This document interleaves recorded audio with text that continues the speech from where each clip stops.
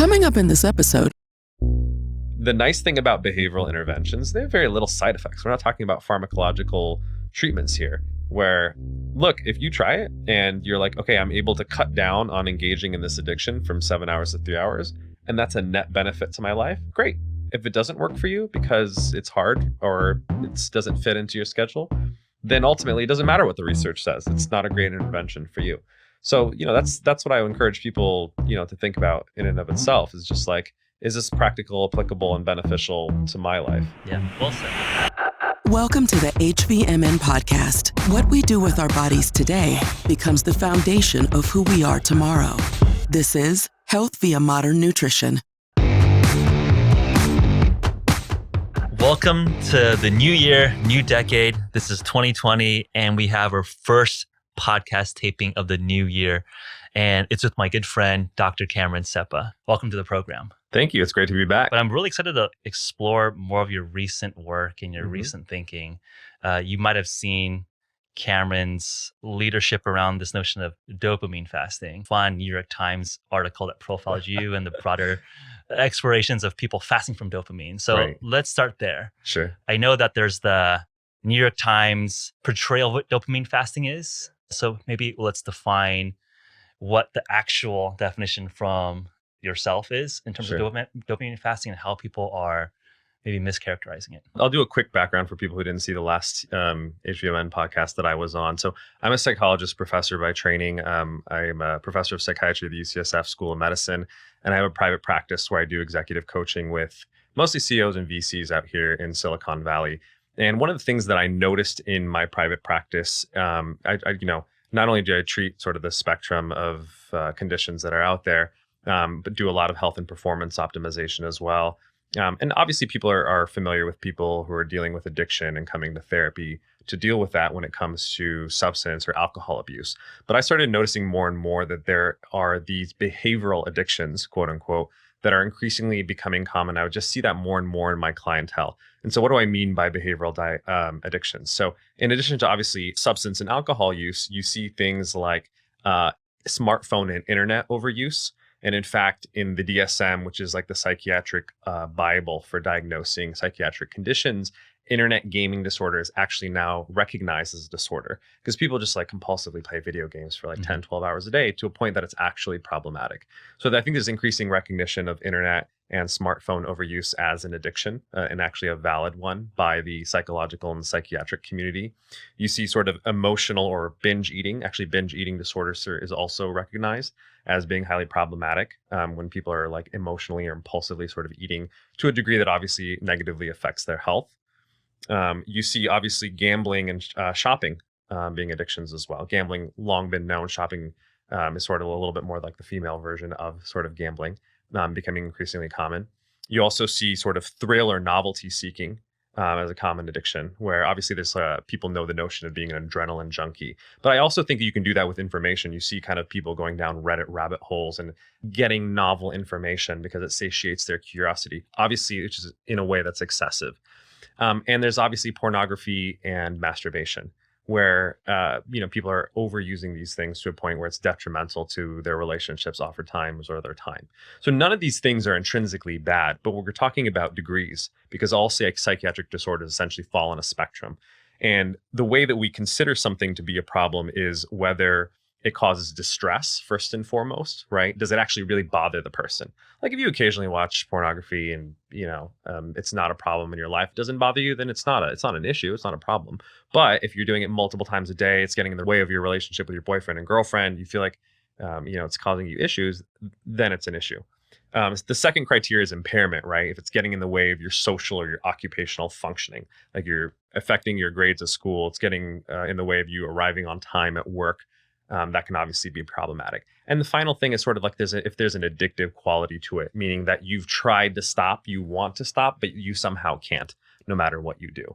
So that's the criteria that, a clinician like myself looks at when we decide something is actually like a true addiction or a true sort of psychological issue. And I started noticing more and more in my practice that it was less and less actually the substance issues that people were coming in more, and a lot more of these sort of behavioral addictions.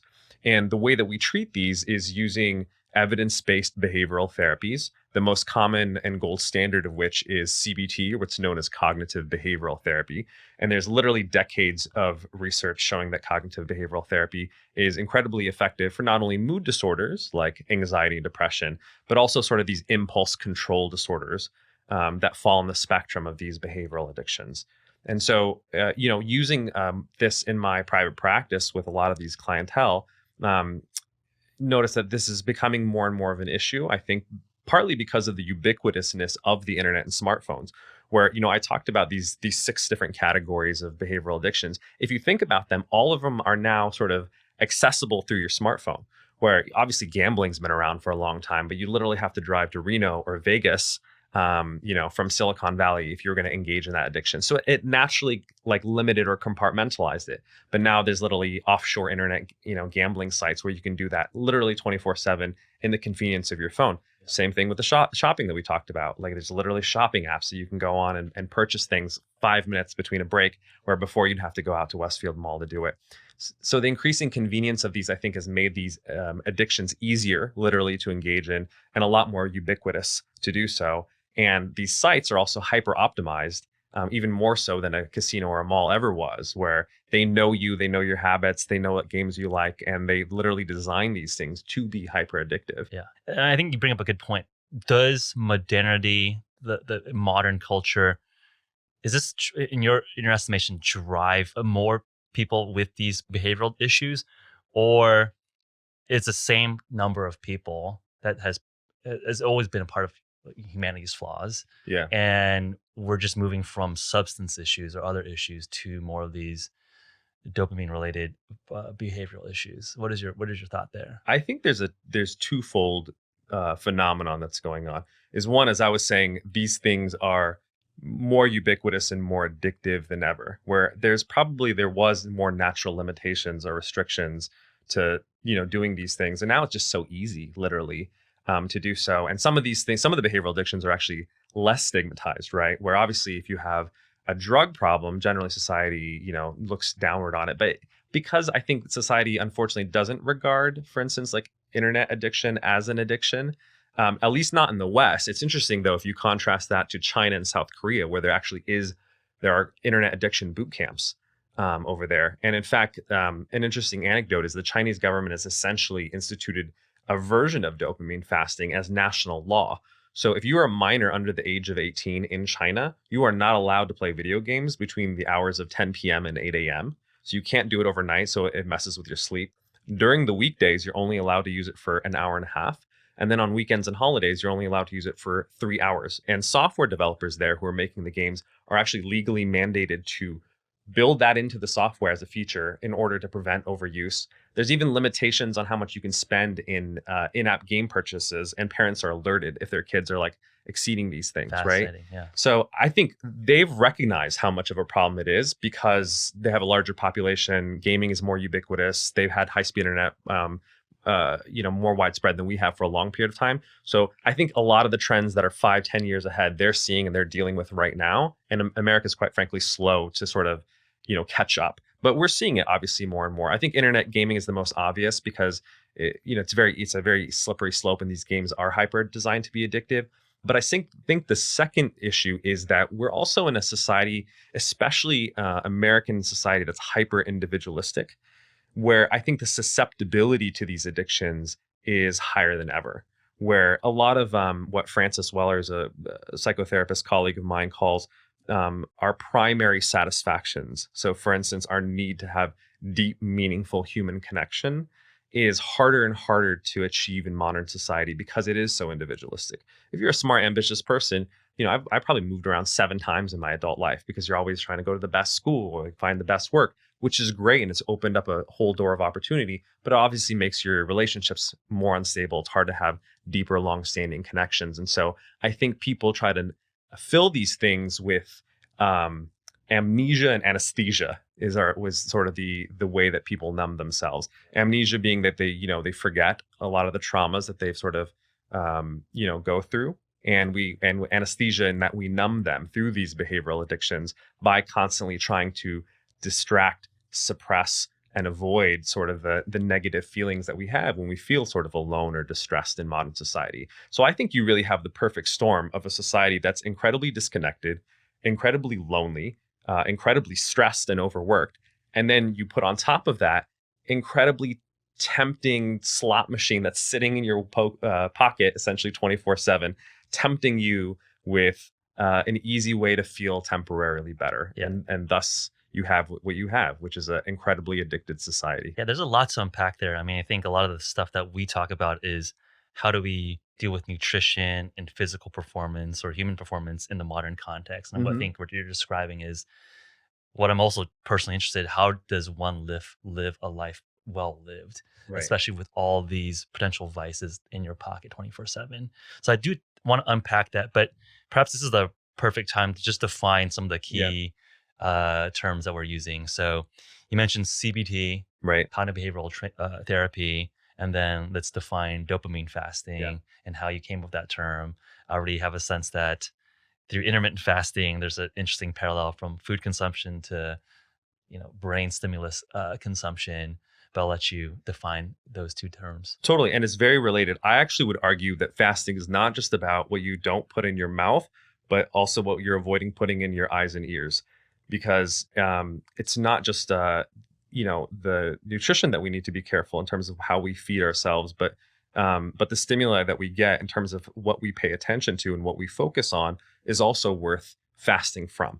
So dopamine fasting is essentially an evidence-based behavioral technique to help deal with addictive behaviors. That's the definition that I use. And it stems from CBT in that it essentially borrows two techniques from CBT to help people deal with these addictive behaviors and regain behavioral flexibility over them. So, unfortunately, like there's this huge media storm about dopamine fasting, and the definitions were very, very skewed. But so I'll tell you what it is and how I use it in my clinical practice. So the first part of it is identifying what the problem is, right? So we talked about 6 different common behavioral addictions. It doesn't mean that you need to fast or withdraw from all of them. The question is, if there's one of them that's particularly problematic for you, then that's the thing that you should focus on. So for instance, if it is sort of internet or social media use, then you can focus on that. While if you don't have an issue with emotional eating, then I don't think you necessarily need to do that. So it's really personalized in the sense that it's focusing on whatever it is that you're, maybe overusing or you want to rein back in. If you don't have a problem with any of your behaviors, then you don't need to dopamine fast. It's not a prescription necessarily for everyone. But I would say a lot of people, they probably obviously want to improve themselves. That's why they listen to podcasts like this. So that's the first part, is what's the focus? And that's very individualized. Once you identify the thing that you want to work on, you engage in a principle called stimulus control. And stimulus control is basically a fundamental behavioral principle of making it hard to engage in the behavior by removing the stimulus or the trigger to it. So for instance, if it's a smartphone, it's obviously you can do things like keeping it out of your bedroom, right? So you're not always like reaching for it the moment that you feel anxious, lonely, tired, or bored. You can obviously, if it's on a desktop, you can engage in website blocking software. Like if you're going on social media, you can actually use software that blocks that, or at least blocks it for particular periods of time where you're, trying to be productive with your school or work. You can engage in activities that are incompatible with the addiction, right? So if it's a smartphone, then obviously if you're going out and playing soccer, you're probably not going to be on your phone. It's just incompatible with doing that thing, right? And fourth, you can obviously use social accountability, where if you tell your friends and family, hey, if you notice that when we're sitting here and having a conversation, I'm grabbing for my phone or I'm not paying attention to you, tell me about it, right? And that provides social accountability. And that way you have to rely a little bit less on willpower to, not engage in the behavior. But, if you keep it out of sight or out of mind, sort of out of reach, it becomes easier to do that. And there's good evidence that shows that stimulus control it's almost like the first thing that you teach someone when you're dealing with an addiction is like, don't keep alcohol around the house, right? So you don't put yourself in temptation's way. And there's lots of ways of doing that. Yeah, And it's almost like common sense, but like it really works. I mean, just speaking from personal experience around eating ketogenic or intermittent fasting, I literally don't have snacks or, chips or anything at my Yeah. house. So and when I was at home over the holidays, my parents have these kind of candies or chocolates that are lying around.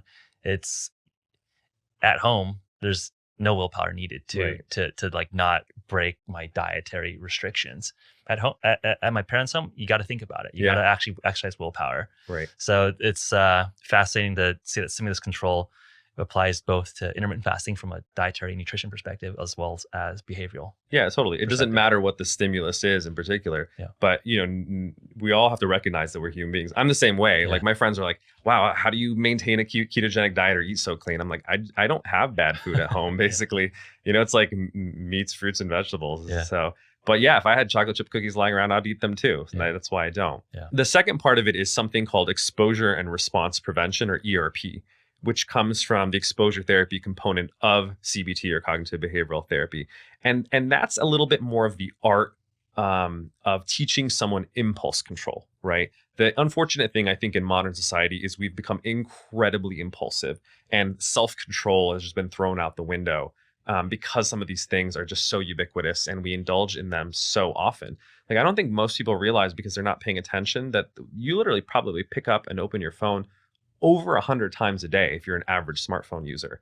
And there's very few behaviors that you can point to that's over 100 times a day you're doing anything consciously, right? So I think because of that repeated pattern, we're not even aware of the effect that it has on us. So what exposure and response prevention is during the times where you decided, okay, I am not going to engage in this behavior, it's actually almost like a mindful practice of noticing when the temptation arises or the urge arises to engage in it.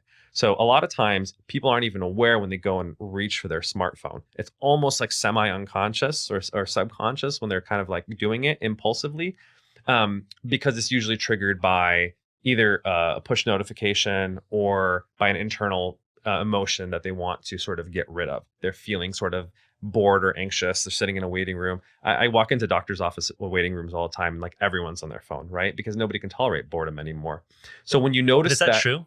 Like, you see old photos of people in subway cars with newspapers. That's right. Right. So like, is that impulse control is for the smartphone, or just people in general always bored?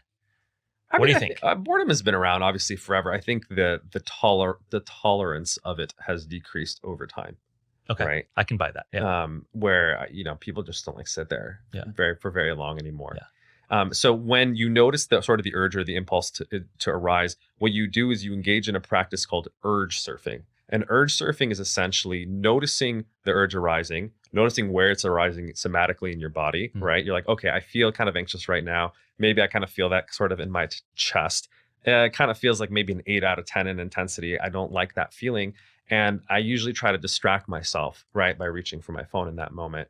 But let's kind of just watch this urge in this moment and see what it does. It's almost like a wave that kind of rises in the ocean. Waves come, they kind of go. If you sit there for like 2 minutes, what generally happens is that the anxiety and the urge to quell it by grabbing for your phone will usually dissipate, right? Maybe it won't go away entirely, but maybe that 8 out of 10 will go to a 5 or a 4 out of 10. And then you don't feel that strong need to do it anymore, right?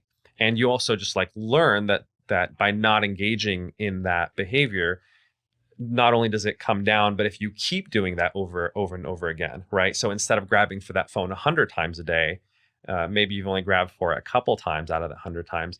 There's a process that happens. It's called habituation, right? Where that pattern of behavior or the anxiety that's associated with it will slowly and naturally sort of extinguish or diminish over time. And we do this in exposure therapy. Like if someone has a phobia, for instance, and they're a 10 out of 10 every time they see whatever spider or whatever phobia that they have, if you just repeatedly expose them to it without engaging in the typical kind of behaviors that they engage in that are avoidant, they usually will get used to it over time, gradually, right? So it's almost a process of unlearning that happens that allows people to have, again, more behavioral flexibility over it, over their behavior over time. Makes a lot of sense. I mean, I think it seems much more intuitive when people talk about personal training for workouts, when you're practicing like an Olympic lift or these very technical movements, like a really, very proper deadlift or squat, that someone is like habituating you to the exact movement. Right. But it just seems perhaps less intuitive for the layperson to think about the same approaches to their behavior. Do you perceive that to be the case? That there just seems to be more openness to physical training rather than cognitive training? I mean, to me, they're very much the two sides of the same coin. You're training how one responds to inputs and how, whether that's a physical request of an input or a cognitive request for an input, and how that manifests in terms of how you perform. What is your sense when you engage or explore these ideas with folks? Do people get it? I think most people have a pretty intuitive sense that there's a need for it. Absolutely. Okay. Right. I think physical training is easier because it's easier to observe, right? When you're doing like 3 sets of 10 reps and you see the progress that you're gaining, whether it's in terms of strength or muscular hypertrophy.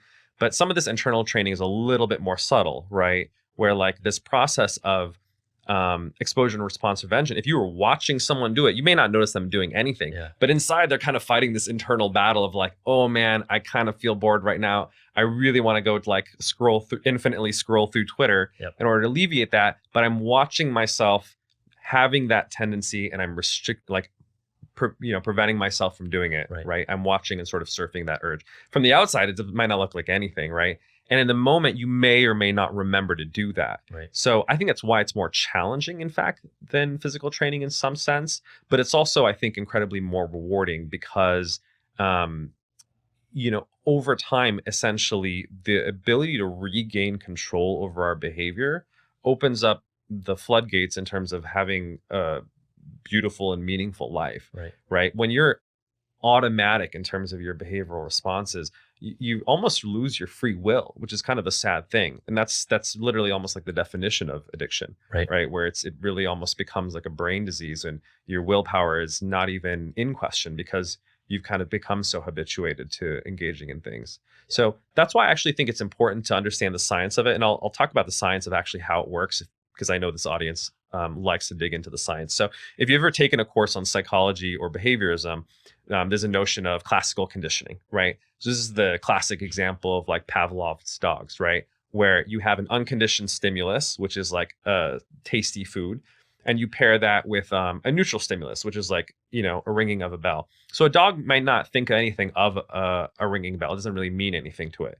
But when you pair the food with the ringing bell, through repeated trials, they associate, the ringing bell means I'm going to get fed, and I'm going to have what used to be an unconditioned response, me salivating because I'm anticipating the food, now becomes a conditioned response where every time I hear the bell, even before the food comes out, the dog is going to salivate because it's a conditioned that response over time. Now, human beings, because we're mammals, engage in the same kind of conditioning that happens. What's interesting, though, and is common in addictions, is that our sort of stimuli are actually twofold.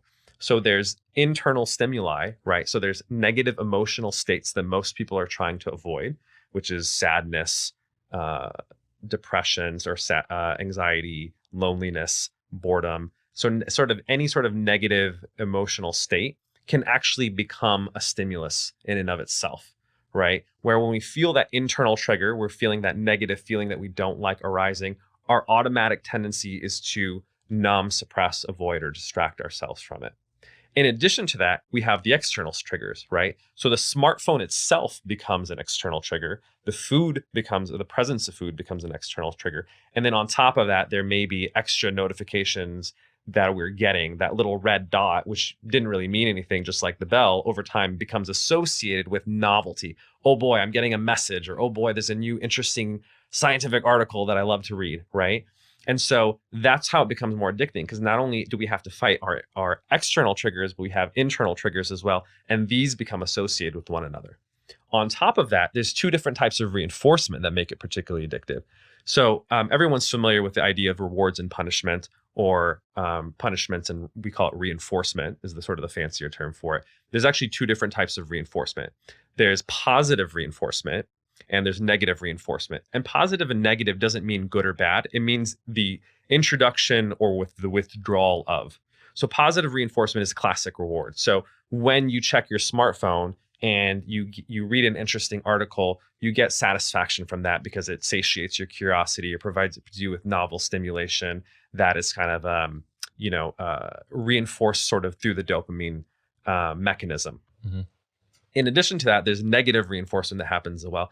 as well. And that's the taking away of all the bad feelings that you're having. So you can imagine the moment you're feeling anxious, you pull out your smartphone, you get that double reinforcement that happens, because not only do you feel less bad, the anxiety you're distracted from, but now you get the novelty and interesting information of the article. And in my experience, addiction, whenever you have that double reinforcement, that's when it becomes especially sort of addictive over time. Interesting. And this is all mediated essentially by dopamine, right? So dopamine is a neurotransmitter that's responsible for reinforcement and learning. It's not a bad thing. In fact, we need it, right?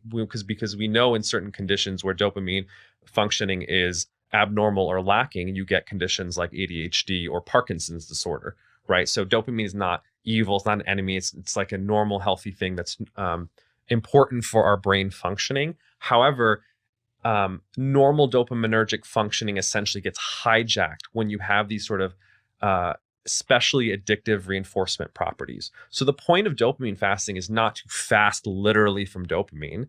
It's to fast from behaviors that are reinforced by dopamine that we particularly lose our ability to control, in a way that's healthy and flexible. Yeah, it makes sense. I think when again, I'm just bringing it to the dietary nutrition analogy here.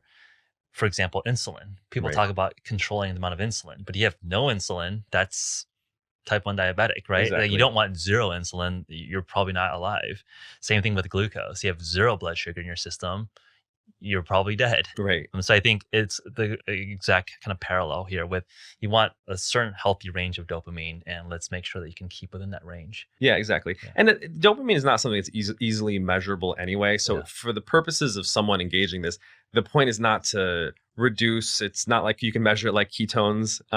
The point that when people ask, like, what's the ultimate point of dopamine fasting? It's to spend less time on behaviors that you decide are not worthwhile, right? It's not, and it's not necessarily to engage in an abstinence only model, right? Where with substances like alcohol, you may decide, okay, I'm really going to quit drinking because it's problematic, or I'm not going to use these sorts of drugs.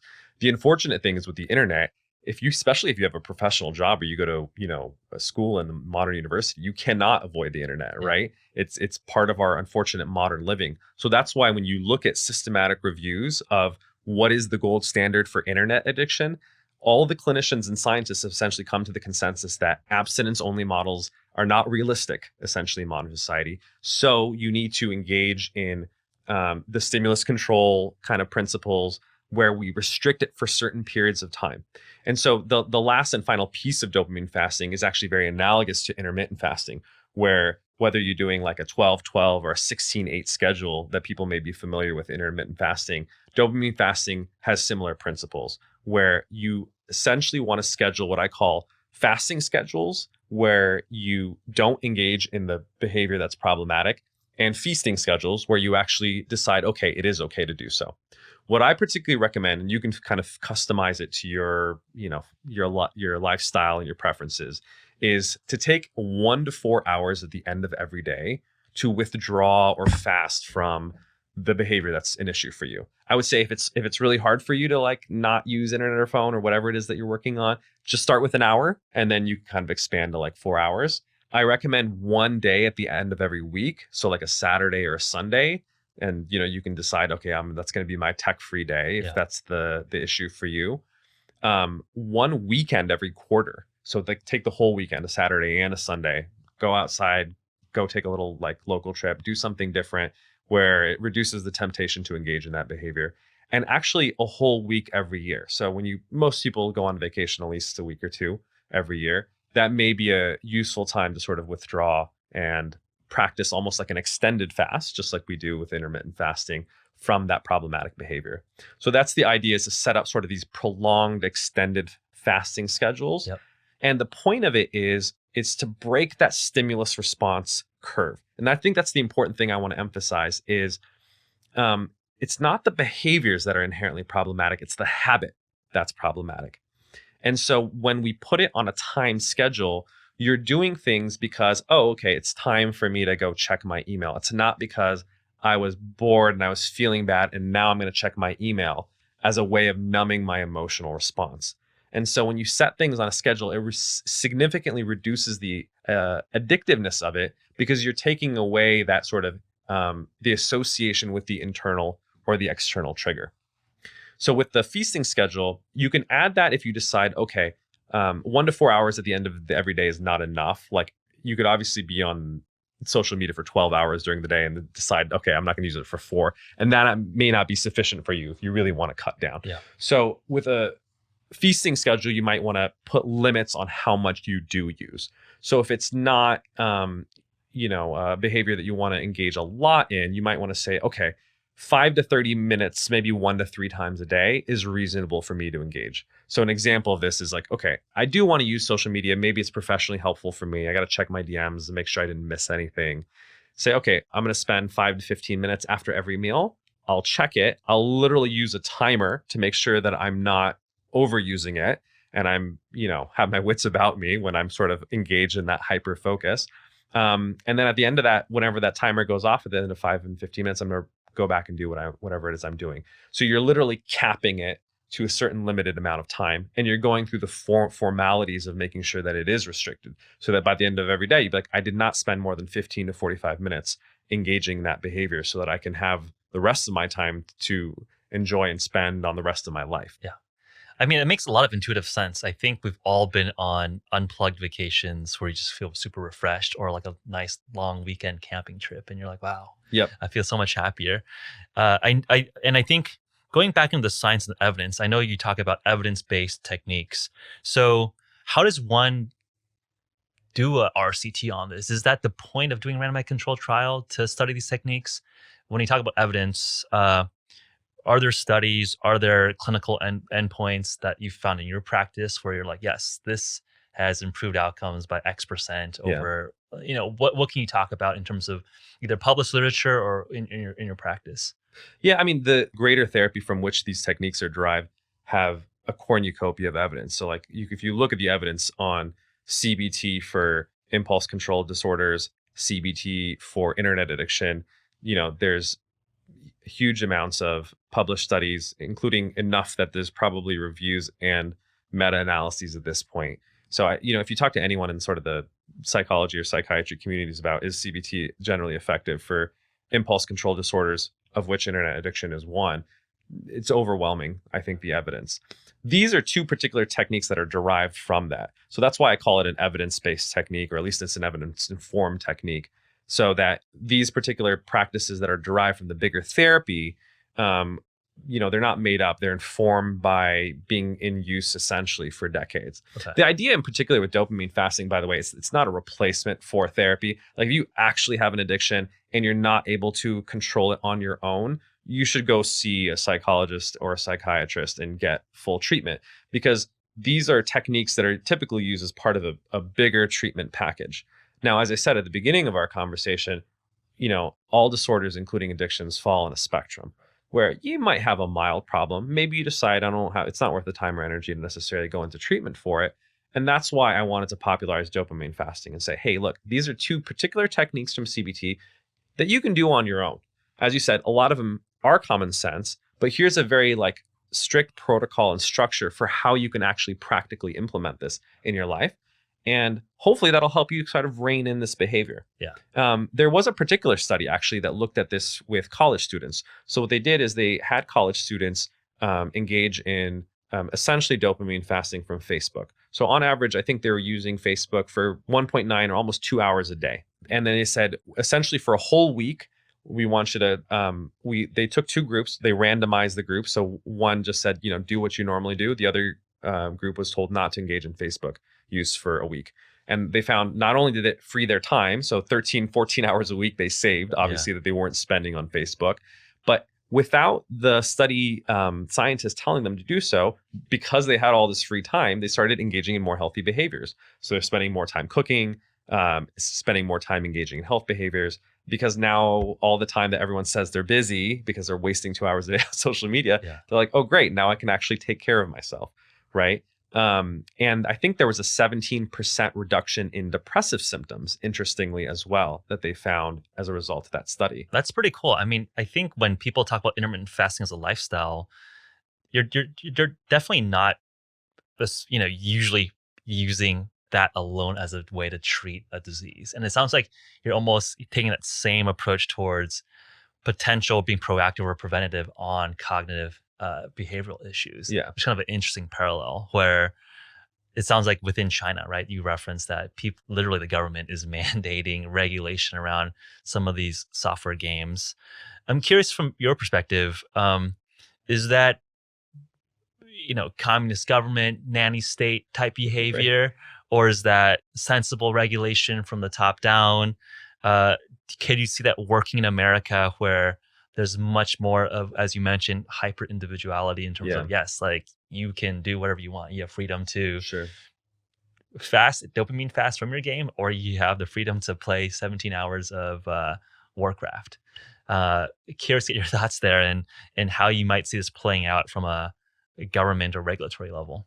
Yeah, I mean, we obviously have different political systems, and it starts to get into like, your political sort of philosophy or beliefs. I'll answer a little bit more from like a behavioral economics perspective, which is like I think it is very hard to at a federal level sort of mandate some of this stuff. I think when it comes to certain things that are incredibly addicting, I think the government has taken a strong stance, right? So obviously when you talk substances, Schedule 1 substances, we're like, these don't really have any medicinal use, and they're so dangerous that like, we should probably not just have heroin be ubiquitous everywhere. Yeah. That can be debated. But I think a softer stance, especially when it comes to these behavioral addictions do differ from substance addictions in that there generally isn't withdrawal symptoms that you have from these things. Like a heroin withdrawal is a pretty significant physiological thing. People are incredibly uncomfortable. If you withdraw from alcohol, you can actually have seizures, for instance. You're not going to get that from withdrawing from video games. Now, you may actually have a depressed mood and other things, but it's not quite on the same level. And that's why I think there's an unfortunate debate about, is it an addiction or not? Maybe it's not in the same way as obviously a substance is, but is it as problematic? In some ways, it actually may be worse because some of these behaviors, such as internet addiction, if someone's spending 10, 12 hours a day engaging with this to the detriment of basically every other aspect of their lives and their health, that's incredibly disruptive and harmful, right? Now, what's the government role? I think the best thing to do is to just carefully monitor and sort of regulate these companies, and just say, hey, like there has to sort of be some limitations in some of the techniques that you use. So like, for instance, there's an interesting actually like public debate about whether an infinite scroll should be allowed, because it's probably the most addictive software development that was ever invented. Yeah. And even the guy who invented it, Ozar Raskin, like publicly has said he's had regrets because it's like putting a loaded gun into like a 4-year-old's hand. I think that was the metaphor that was commonly used. Because if you think about it from the behavioral perspective that we discussed, right? Infinite scroll is a very rapid combination of a behavior, which is a stimulus, right? And you're getting immediate reinforcement. And your brain sort of automatically associates that your behavior is giving you the stimulus, the response that you want. Yep. And you're also getting a double positive and negative, right? You're reducing anxiety of boredom, and you're getting all this like new novel exactly, because every time you scroll up, there's more and more novel content that's brilliantly uploaded, not even by the company, but by the poor users who are like basically are working for them for free. Which is hilarious to me. So I think there should be public discussion about like should there at least be limits on how sort of software is built, and like, do we give large tech companies essentially free reign in terms of how addictive or engaging some of the software particularly is. And I think that's fair game. I'm not, in favor of sort of like super hard restrictions, but I think incentivization, is not a bad thing. So like, regulating things like sugar taxes, I think actually are fair game. I think there's good research in other countries that have implemented them, that they have reduced sugar consumption and sugar sweetened beverage consumption. There's no reason to think that it's the same thing, with it, like very addictive sort of behavioral things. Making it harder for people to do these things may not be a bad idea. And we already do this, by the way. Like online gambling in the US is restricted, right, for the most part, compared to other countries, because we decided, this can be highly problematic for some people. Yeah. I mean, typically I'm fairly shy when you talk about governments mandating regulation from the top down.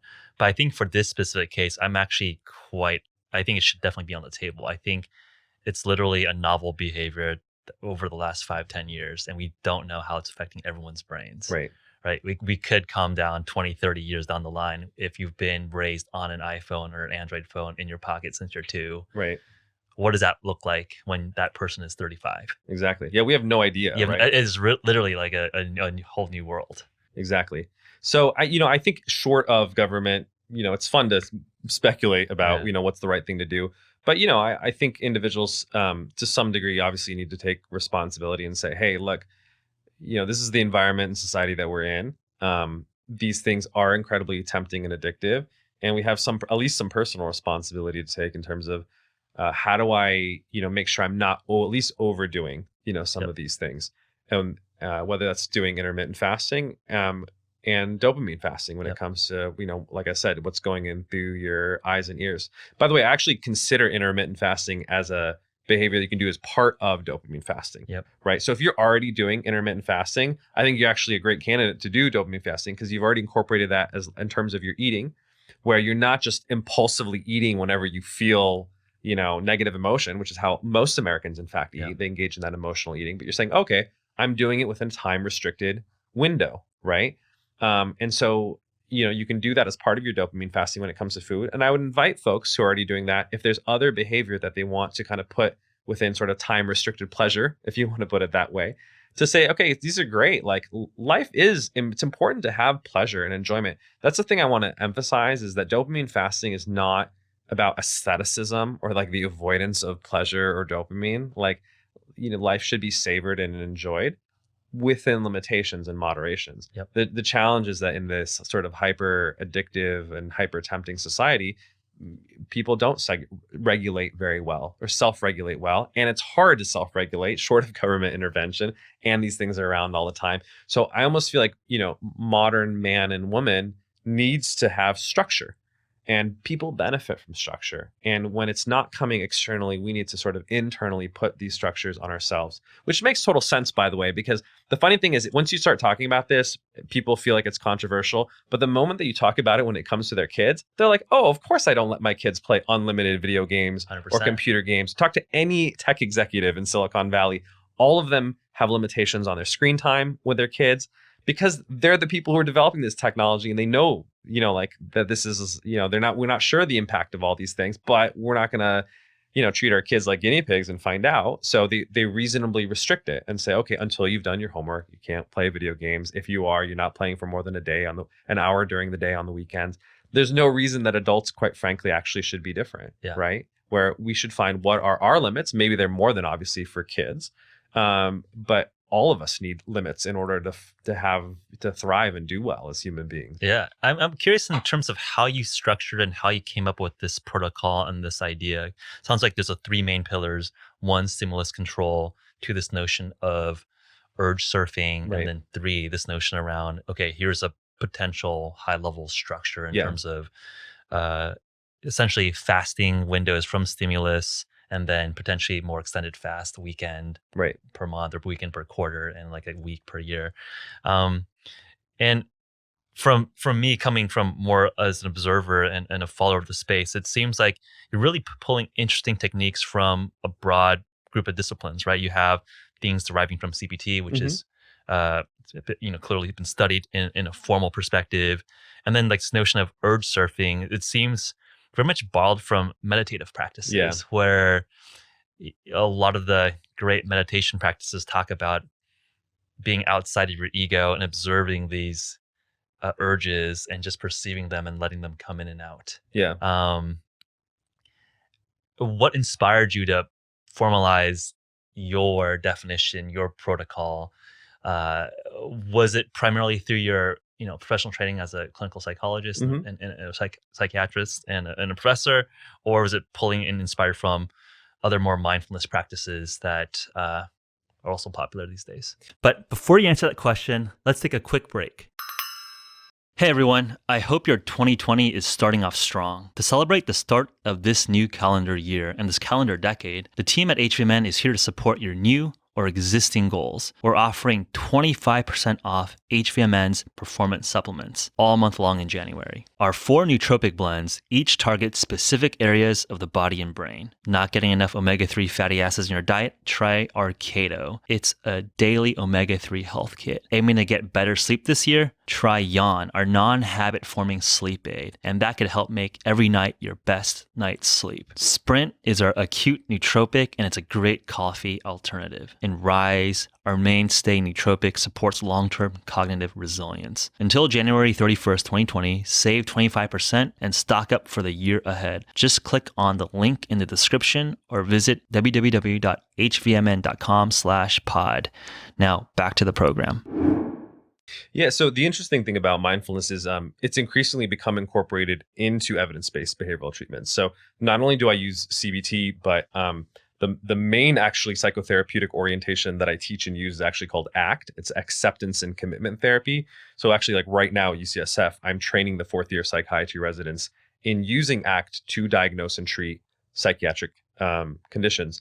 And ACT is essentially a mindfulness-based therapy. So it shares the behavioral component of CBT. So it uses same stimulus control, same exposure and response prevention stuff that we talked about, but it also incorporates other things like mindfulness and values as part of the intervention. So I think mindfulness has really become rolled into as one of many sort of techniques that's used in psychotherapy. Got it. And sort of almost become mainstream, just as it's become mainstreamed in society with formal meditation and yoga and other sort of mindfulness oriented practices. So I think actually a lot of mental health clinicians do incorporate mindfulness, and urge surfing is just like one form or instantiation of it, whether it's used in CBT or ACT. But the reason that I particularly wanted to popularize dopamine fasting, I literally in August, actually, I think there's an old tweet out there where I was like, I'm going to make this go viral. And I kind of created a whole campaign in order to do so, where the reason is because unfortunately in modern society, even though recently we have mental health parity laws in terms of mental health being reimbursed equal to the treatment of physical conditions, in reality, mental health is not very accessible, right? Most mental health practitioners don't accept insurance because insurance reimburses clinicians, unfortunately, very poorly for it. There's usually sometimes even separate insurance for mental health. It's not treated, quite frankly, the same way. It's hard to find a good quality clinician. There's so many structural barriers for people to get good mental health treatment, that it's very easy for me to say, oh, okay, you're dealing with this issue, go seek therapy. There's a lot of stigma, unfortunately, to doing that. That's why in my practice, it's not about necessarily treating conditions. It is a lot more about health and performance optimization. But I also recognize that, a lot of people just don't have the time or the energy or the money, quite frankly, to engage in therapy. So I was like, let me take some of these techniques that if someone has sort of a subclinical addiction where it may not warrant full therapy, or if they can't access it, let me write it up in articles and blog posts and tweets that can at least get some of this information out to the public. And how do you make that like fun, interesting, engaging for consumers? You call it dopamine fasting, which was both a blessing and a burden, by the way, because it obviously helped popularize it, but the media has been like absolutely terrible about it. Because the New York Times, by the way, it was a total hit piece, that article. I actually gave the reporter like pages of interview material about the science and whatever. She discarded all of it and just took a random guy who does his own version of dopamine fasting, which is like not based on anything that we talked about. It's like pure denial of anything. Yeah, that's what I wanted to explore a little bit, like kind of the funniness around like people talking about dopamine fasting, meaning, I'm like literally going to not talk to people and like not have any stimulus for like a month or a week at a time. Like I'm not going to engage in conversation. Like I can't talk to you. Like I'm dopamine fasting right now. Well, that's how it got popular, right? A woman on Twitter said that guy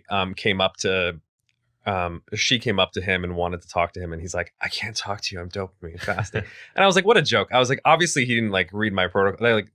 In fact, literally in my protocol, I said, well, what do you do when you're dopamine fasting? You should do pro-social things. You should spend quality time with people. Yeah. You should engage in health behaviors. No doctor in their right mind would tell people like don't socialize or don't exercise, right? So that guy was just doing his own thing, and I think it kind of went viral because it was funny, right? And unfortunately, like, people like to make fun of tech bros, whatever that is, in Silicon Valley. And so the New York Times writer literally wrote a hit piece that was to mock essentially that guy and tech bros. Yeah. And it wasn't to like disseminate it. So it was funny, actually, another journalist, Mick Wright, who wrote a better like science informed piece on dopamine fasting, literally tweeted and said, it was very clear that the intention of the writer, and this is coming from a fellow journalist, was to mock the subjects of the piece, right? So it's unfortunate, but it's actually interesting to me because we've been talking about how like a lot of these apps and technologies are designed to be addictive, and the media is exactly the same way, right? Unfortunately, a lot of the media is sensationalist clickbait, right? And it's reinforced by the fact that the way that their outcomes are measured is through clicks, Yep. right? And advertising dollars. And so I think the writer and the New York Times kind of published the piece knowing that it's inaccurate to be sensationalistic. Yep. And they're like, this is going to blow up because look how ridiculous, like these people are acting. And it's like another example of Silicon Valley excess and tech bro, which is, by the way, I found actually very offensive because I was like, I see both men and women in my private practice. Addiction is not a gendered thing. It was never a tech bro thing in the first place, but they made it into such, right? And I've been very like public about, that's another inaccuracy. Yeah. Not only the technique is wrong, but they're making it into a gendered thing even when it wasn't. But that's exactly why we need dopamine fasting, which is weird, and it comes full circle because the media is trying to constantly steal your attention by making you click on sensationalist nonsense, right? And the irony of the whole thing is, I probably got interviewed by like dozens of outlets, New York Times, ABC, BBC, and I think it's been in 12 countries now, which is amazing in terms of just like the public reach. The media outlet that actually did the best job of it was a fashion magazine. It was like Elle magazine. I told the reporter, I was like, please, if you do this piece, just like make sure you cover the actual science. Like I'm going to share all, the studies with you. I'll talk the whole, protocol and the logic behind it. And they did a phenomenal piece. And it's kind of funny to me because, you trust mainstream, well-established media pieces like the New York Times, the BBC, because they have a history of credibility. I think, unfortunately, I hate to say it because there really are good journalists and, there are good pieces that still come out of those journals. I don't want to knock them. Yeah. But I think we've gotten to, unfortunately, a point in our society's history where the prestige of the institution is no longer a validation of the credibility. There are great pieces that come out in the New York Times that I love and share. And quite frankly, there's garbage that comes out. And the dopamine fasting article is unfortunately one of them. We should have known because it was in the style section, by the way. It wasn't in like the science section of the New York Times, which tells you all you need to know about that. But yeah, I think that basically means that consumers need to be discerning, right? Just as we are discerning about what we put in our mouths, you can't just trust that any sort of packaged food is good. You got to like read the label, right? Yeah. You got to look at the ingredients. You got to read the nutrition label. You got to use your common sense. And it's the same thing with media, right? Like we got to first ask, like, what's the intention of the author?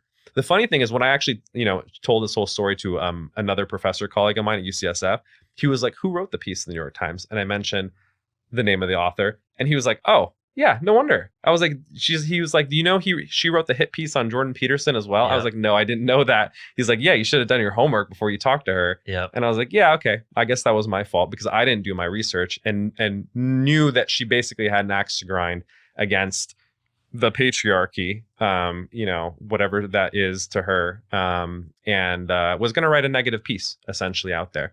So I encourage consumers to be really discerning. Obviously, it is beneficial to be informed of what's going on in the world and the news, but a lot of it is not only, unfortunately, fake news, as we saw with the New York Times, but stuff that's literally written to, stimulate and capture your attention. One of the other pieces, by the way, on dopamine fasting was like, dopamine fasting, something, are tech bros full of shit.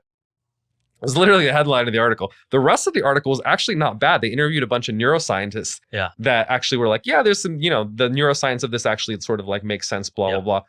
And I talked to the writer and I was like, the piece was fine, but why did you write that headline? He's like, I don't choose the headline. Yeah, they don't choose the headlines. They're like, my editor actually made us, pick this obnoxious art because it's going to get more clicks, right? And so if you know now that that's what the media is doing, right? It's trying to steal your attention in this war for your attention. We should be very selective in terms of what we read. And it shouldn't just be based on the basis of the journal. It should be like, okay, Does this author seem credible? Maybe I'll skim it a little bit. Do they actually do primary research? That's the other interesting thing I learned about the media. A lot of media actually doesn't even when they wrote about dopamine fasting, they didn't even interview me for the piece. Yeah, they would actually copy and paste from other media articles, who copy and pasted from other media articles, and so it almost creates this game of telephone. Yeah. Where they just assume, oh, okay, it was in the BBC and the New York Times, so it must be true, and that's what dopamine fasting is. Yeah, I have a lot of empathy through that journey there, because I think I saw a lot of a similar pattern with intermittent fasting, Right. and tech bros starving themselves, Exactly. And causing eating disorders, Right. like about 3 years ago. And I think a lot of the same similar realizations around how the media works, what are the incentives of the journalist, it really opens your eyes on it. And I think for perhaps folks that are listening, it's like, oh, like, do we really want to talk about fake news and real news? Like, are we really playing into that game? And I think from my experience, sounds like from your experience, this is not like political fake news, real news. It's literally, there seems to be a war of attention. Right. And you need to understand that almost each individual writer is incentivized to acquire influence. And one of the easiest ways to do that is write the most interesting, thought-provoking, controversial thing ever. Absolutely. Right? Because the New York Times now has to compete with yourself, who can write a LinkedIn post or a Medium post and Right. get hundreds of thousands of views, or a blogger who can get hundreds, millions of views. And now there's a war for which voice, which platform gets heard. Yeah. I think it's an unprecedented time for journalism, and unprecedented time for information dissemination. So I think I don't think we've figured out how this plays out. I think you talk a lot about just popular media today, when you have more and more people looking at podcasts, right? Like podcasts, these long form conversations where we can spend an hour, 90 minutes talking about the actual substance and the details and have the sources. They're really growing in popularity, right? Yeah. Like the TV networks, the viewership counts are much lower than like a Joe Rogan podcast. Yeah. So in a lot of ways, Joe Rogan is literally more influential than your ABC News. Yeah. And I think the broader society is just starting to realize that. And I think professional journalists are just starting to realize that these voices, and I think that there's like the micro competing factor. Okay, I gotta just like get more views now, but I think there will be some sort of reckoning around, okay, what is professional journalism? What are our principles? Are we going to be more agenda driven? Like, okay, we're going to kind of troll the tech bros on dopamine fasting or intermittent fasting, and that will be interesting. Or do we actually do primary research and talk to the sources before developing the story? And I think there's been articulation with different podcast folks or different writers saying that media seems to have moved more in that direction, especially in recent years. Yeah. The unfortunate thing too is also the weaponization of science and scientists in terms of kind of manipulating their expertise. So it actually really made me sad when I saw the whole Jack Dorsey thing about intermittent fasting, right? And it's like, is he promoting disordered eating? And I was like, look, if you've been a psychologist and you've been working with disordered eating, that is not disordered eating. Yeah. What I would consider the standard American diet is disordered eating, as you talk about, right? Like, why are you grazing 24/7? That's disordered. That's never the way that we sort of ate ancestrally, right? And if someone's making a clear, conscious choice to, engage in time restricted eating, and it's not in a way that's having a deleterious effect on their health, it's kind of ridiculous to kind of slander that person. What's interesting, I'll tell you sort of behind the scenes, is because I'm a scientist and a professor, journalists reach out to me. And so they're literally like, do you have folks in your private practice that do intermittent fasting? And I'm like, yeah. They're like, has there been any harm that's been done? Like, have they taken it too far? And I could tell that they want that soundbite to have a professor at the medical school say, yeah, I have clients that are abusing it and taking it too far, and look how dangerous it is. And I was like, I've never had at least in my experience, I can't speak for the rest of it, but I've never had a client that had a bad experience with intermittent fasting. And then the journalist was like super disappointed because I didn't give him the soundbite that he was looking for. Yeah, right? He wanted the red meat. Exactly, right? And I saw this turned against dopamine fasting too, where because dopamine fasting is the term that I sort of use because it needed a nice consumer label to make it sexy, right? It's to say like, okay, we're using sort of CBT techniques for impulse control disorders is not like how the public consume things. If you had actually asked professors about that, because that's the common term in academia, most experts would say, yes, CBT is an extremely valid treatment for the impulse control disorders. Right. What they would do is they would go to a professor and they'd be like, what do you think about dopamine fasting? And they'd be like, I've never heard of dopamine fasting. And they're like, dopamine fasting is where you avoid all dopamine and pleasure forever. And they're like, well, that sounds like a terrible idea. And they're like, great, let's print it. And I was just like, that's ridiculous, because you've essentially fed something into the mouth of the mind of the professor, Right. gotten the quote that you wanted, and then you ran with it. And then you're like, oh, look at this prestigious MD, PhD from the Yale School of Medicine who said it's nonsense. But I was like, they don't even know what it is. This actually happened. And I went on this professor's Twitter, and he's like, he literally talked about the experience afterwards. It's like, a journalist, I found out about dopamine fasting for the first time today.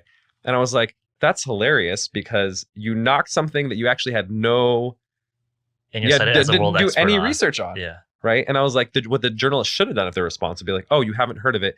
Here's the article. Here's the protocol. Review it and then give me your expert opinion on it. Yep. But they're like, I have a deadline. I need a quote in 15 minutes. Yeah. So I'll do that. And I actually think that's the worst part of it when it comes to the general public is there's a bunch of articles that will come out and they'll interview neuroscientists, physicians, psychologists who seem very credible. They're like esteemed professors, but because of the way that they acquired those quotes, either out of context or by sort of manipulating the interviewers, they'll get the stance that they want. They'll be like, oh yeah, intermittent fasting is an eating disorder. Dopamine fasting is scientifically inaccurate, or whatever their stance is. And they'll abuse sort of the expert's credentials in order to promote that. Yep. And the public doesn't know better, because they're like, well, this guy's an MD, PhD telling me that this is nonsense. They know better than I do. Yeah. But they don't see sort of the machinations that are happening behind closed doors. And by the way, I'm like the least conspiracy theorist person ever. This is literally just from my own unfortunate experiences in dealing with the media. Yeah. And again, I just like the definition of journalism perhaps in the dictionary is that you talk to primary sources before telling the story. Exactly. And I think we all sense this, not just like with our personal experiences, but potentially within political media and broader commentary, that if the world is moving towards the fact when journalists want to tell a story and they're going to just cherry pick quotes to get that story, that's a very interesting precipice to ask people to assess, because I think that there's an incredible value of having trusted institutional journalistic Absolutely. resources, right? Like you and I are not going to have the time to understand Iran policy or healthcare policy or this political party versus that political party. You just can't expect everyone to be a world expert on everything. Right. So that to me is something that will be interesting for our society to really, really figure out over the coming years. How do you, I think what you're saying, which is like understand the primary sources, kind of doubt the intent of the writer, but can you really ask everyone to do that? Yeah. In their very busy lives? It is that's tough. going to be challenging. For sure. I mean, I guess that's the nice thing when you're trained as a scientist. Our sort of de facto thing is the null hypothesis. You're a skeptic, right? You're like, I don't believe it until I see the evidence. Yeah. And I just don't I don't accept it for face value. Like, we'll read through studies and we'll look at the methodology and was this study done properly, that, it came to this conclusion or not? That is a hard thing to do, I think, for a lot of people. I'm not expecting everyone to have, the same amount of scientific literacy as a scientist. But I do think asking the right questions and looking at primary sources, just it passed the sniff test. That's what I was saying. A colleague of mine was like, he just knew from who wrote the article that it was the people have a history of sort of putting out stuff. And it was funny too, when we were talking earlier about dopamine fasting, I'm using a lot of scientific jargon when I'm talking about stimulus control and exposure and response prevention. But if we kind of simplify it and we're just okay, yeah, if you're having a problem engaging in willpower to deal with an addiction, making it hard to engage in the addiction, and practicing impulse control when you're feeling the urge to engage in the addiction is kind of common sense. And if, some of these things, I think, you can use a little bit of your common sense and be like, yeah, that seems pretty reasonable to me. Yeah, that seems reasonable. Yeah. And ultimately you can try stuff for yourself too. And just that's the ultimate sniff test is the nice thing about behavioral interventions, they have very little side effects. We're not talking about pharmacological treatments here, where, look, if you try it and you're okay, I'm able to cut down on engaging in this addiction from 7 hours to 3 hours, and that's a net benefit to my life, great. If it doesn't work for you because it's hard or it doesn't fit into your schedule, then ultimately it doesn't matter what the research says. It's not a great intervention for you. So, that's what I would encourage people, to think about in and of itself, is just like, is this practical, applicable, and beneficial to my life? Yeah, well said. And hopefully, this might be optimistic or naive of me, but hopefully, I think people get and understand what is delivering them real value. And hopefully, if institutions keep doing bad practices, that kind of reputation erodes. And hopefully, there's more of a gravitation towards long form conversation or new platforms that try to be much more objective or try to be much more journalistic, right? Like, Right. I think one of the funny things that I hear is when journalists talk about, who elected you or who chose you to be able to like talk about these topics. And it's like, why doesn't someone ask you the same question? Who elected you to be the journalist? Who elected you to be the tastemaker on Right, any right. specific subject? And it's just like, hopefully we don't need to go into a, he said, she said, like, who's smarter debate. But I think the end result, I think where we're going to get to is that hopefully each individual gets smarter and much more attuned to what they choose to trust. And hopefully that's from a more research perspective than something that's like carte blanche from existing, templates.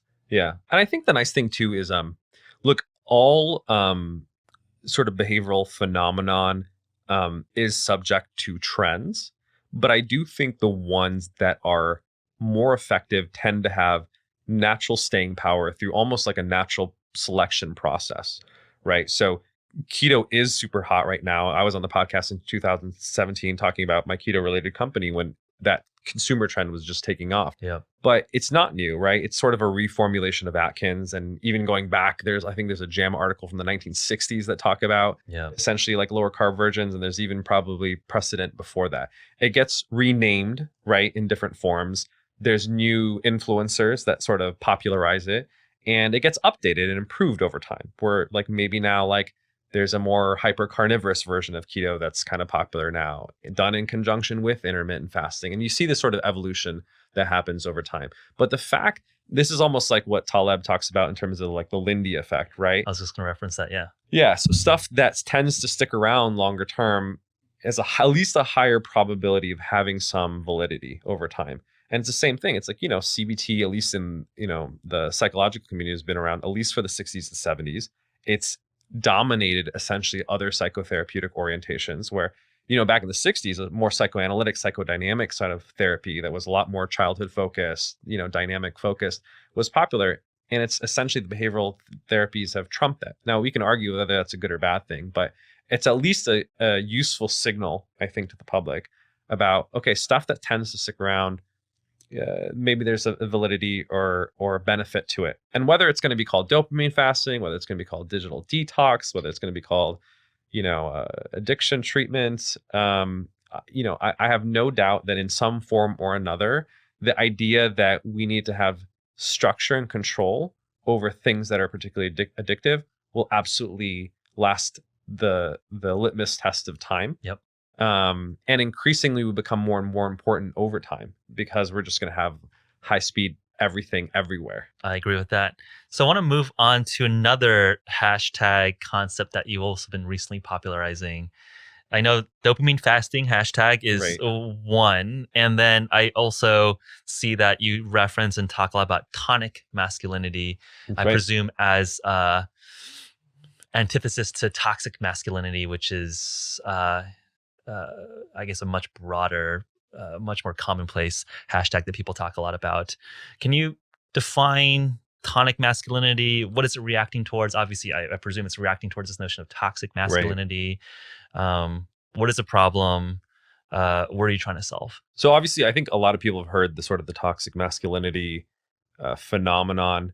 It was particularly pushed, interestingly, by certain organizations. One, there was this commercial by Gillette, which was trying to take advantage of it and talking about like, the abusiveness of men in order to sell razors, which is, I was like, do you know who your audience is? So it was a little bizarre and manipulative. But the worst of it to me was actually when the American Psychological Association, which a lot of obviously colleagues of mine are members of in the field, put out their sort of I don't know if it was guidelines or sort of a directive about, certain inherent traits of masculinity being toxic.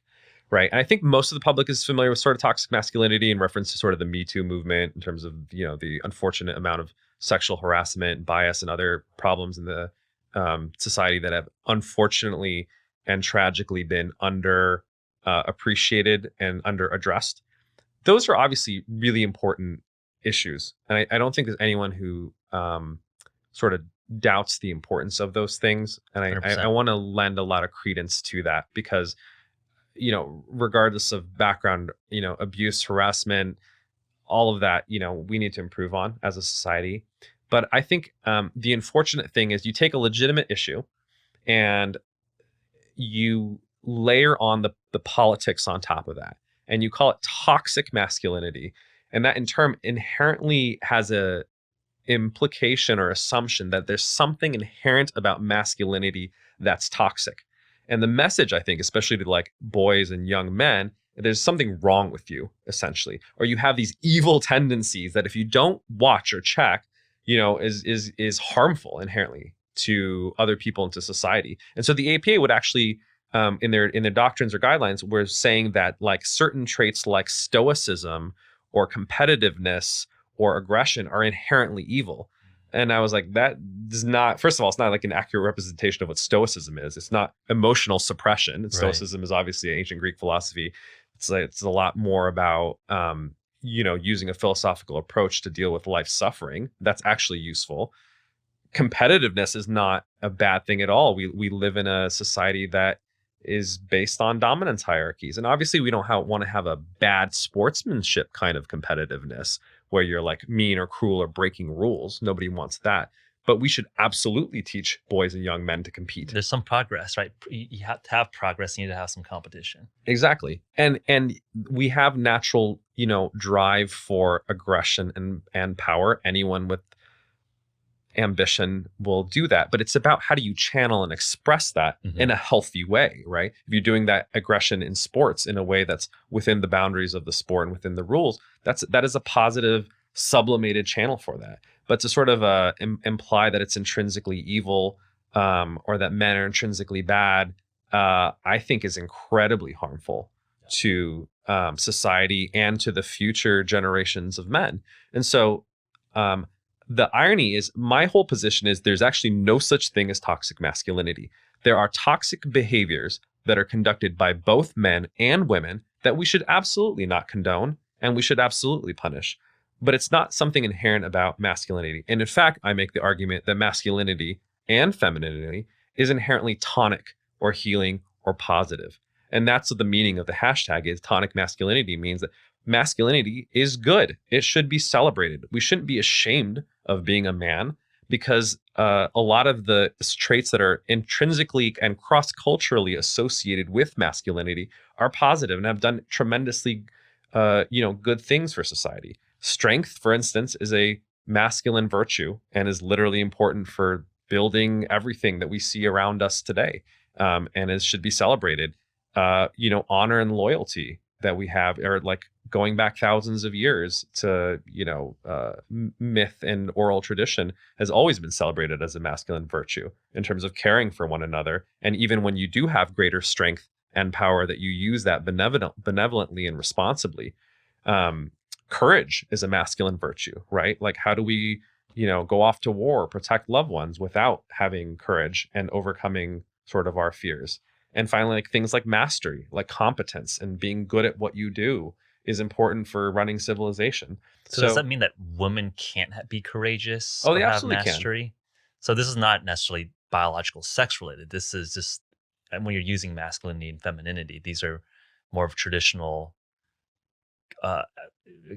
groups of classification of these traits. I think they're traditional cross-cultural associations of masculinity. You can say that they're socioculturally derived. I don't think it's useful to necessarily try to get into a debate of how much is it biological, how much is it sociocultural. Yeah. I mean, obviously, strength does have biological and physiological basis. That's probably unquestionable. Yeah.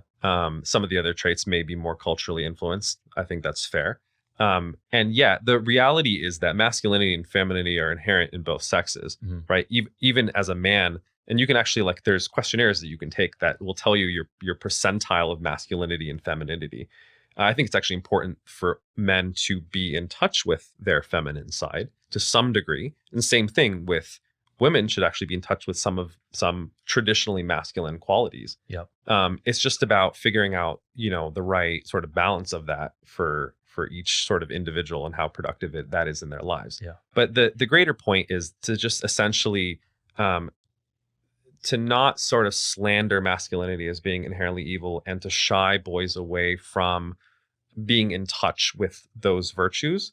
And so what the hashtag has done is essentially, on Twitter, I and other people will use the hashtag to post videos showing men being men, essentially engaging in virtuous, pro-social, positive behavior so that people don't go out there and think that men are inherently evil and just do bad.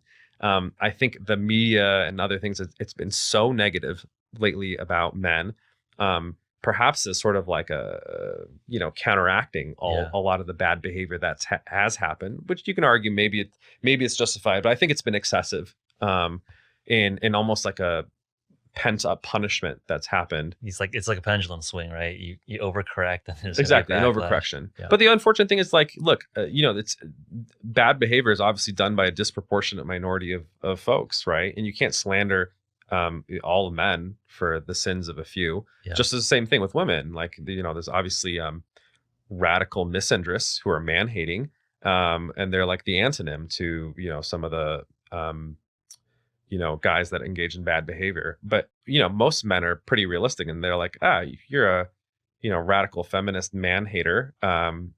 You're not representative of all women. That's your individual point of view. And, you're the exception. But unfortunately, I think we don't have that point of view. A lot of, at least the mainstream media doesn't, around men. And so I think it's been important to, provide that as an antidote to the toxic media narrative, in my opinion. Yeah, it's just interesting. I'm just like stepping back and just getting a sense of the two broad social cultural debates happening right now. I think from dopamine fasting, it's pretty interesting to see that in terms of objective life quality, we have more access to resources than ever, but happiness rates are like trending downwards, and then mental health issues and addictive behaviors are growing quite aggressively. So it sounds like that has been an area that you focused on. And in terms of the masculinity argument, I think gender roles have been changing a lot. I mean, just literally within our generation, that women are close to full participation in the workforce, where women are going to colleges more than men at this point, and and that's wasn't the case our parents' generation. Are these big social changes what gravitated you towards trying to address them? I mean, how would you select these as causes for you to fly your banner? I mean, it's pretty interesting that, like, if you just step back, like, you're hitting a couple timely social changes. Yeah, I'm not sure it was conscious or intentional. I think it was honestly like a reaction to the problems that I would see in the world, right? So just as dopamine fasting was kind of a reaction to just seeing the unfortunate rise of behavioral addictions from both my private practice, but also just like talking to people in the real world and like how addicted everyone is to something, right? And it's the same thing with tonic masculinity. Like, I'm not a gender theorist. I don't do gender study. That's not my background. Obviously, psychology is a lot of literature on these kind of things, and you do things like couples therapy that is important in terms of helping people function better in relationships. But I would just see that there's like there's almost like a distrust now between the sexes, that I actually think is probably more overhyped thanks to the media and all this like Me Too / toxic masculinity narrative than there actually is in the real world. Like, I think, like, if you talk to most women, they obviously appreciate men, and same thing, men appreciate women and the equal opportunity that that is now afforded them, which is fantastic, and we should be celebrating that. I had a working mom, and these are great things. We made a lot of progress, but I think there's been a lot of deep-seated distrust that's been sowed, that has driven, I think, a lot of people apart. And it's really the extreme ends that are the most vocal that I think are kind of promoting this distrust. And I think it is kind of harmful as a result of that. And I feel at least a social responsibility to address these things and use sort of my platform publicly increasingly to increase them. Because what I actually see as the deeper problem is that in traditional societies, especially like young boys and young men had to sort of be initiated into adulthood ritualistically oftentimes, Yeah. right? So we know in certain cultures you have like a bar mitzvah or a quinceañera, or like for both boys and girls, by the way, to sort of formalize the ritual introduction as an adult into the community. And oftentimes this is done by older members of the community. It could be uncles, could be friends, could be coaches, could be other kind of folks that mentor people. Mhm. And it's not just the parents that are raising the kids, but it's literally, it takes a village, as they say. Yep. In a nuclear family oriented society like the United States, a lot of people aren't in touch with their relatives. Parents are often divorced in modern society. Even if your parents are around, they're more married to their corporate job than they are to you. Yeah. So as Robert Bly said, you as when your dad gets home, you get more of his temper than you get his temperament. Because people are exhausted and tired and angry from a long day of work. Yeah. And so I think there's literally a lack of positive male role models in modern society, and especially father figures. And I think people are desperately thirsty for them. And that's actually my whole theory for the rise of sort of influencers nowadays, is that there's an incredible distrust of institutions, as we've talked about. Like, you don't trust the media anymore. And I've always trusted the media, but my recent experience is like, maybe I shouldn't so much, right? Yeah. For good reason. And when there is a distrust of institutions, I think people gravitate towards trusting individuals more. Because they're like, I can't trust these organizations, but there's at least some people I can trust. And so you see the rise of Jordan Peterson, who, from a deeply psychological perspective, plays a father figure. Right? He's the wise father that like a lot of people wish that they had, right? You look at the rise. You to clean your room. Who tells you to clean your room. Same thing with Marie Kondo, by the Yeah. way, right? The other huge influencer of 2019. Yeah. Tell people to clean their room and throw away stuff that doesn't spark joy, which to me is hilarious. Because you think about it, you have a mother and a father figure telling adults in America, to clean their rooms, right? How paternalistic and maternalistic is that? Yeah. Right. But that tells me something, that there's something symptomatic about that grown adults, maybe haven't fully matured into their adulthood, and they're seeking that which they're lacking. Yep.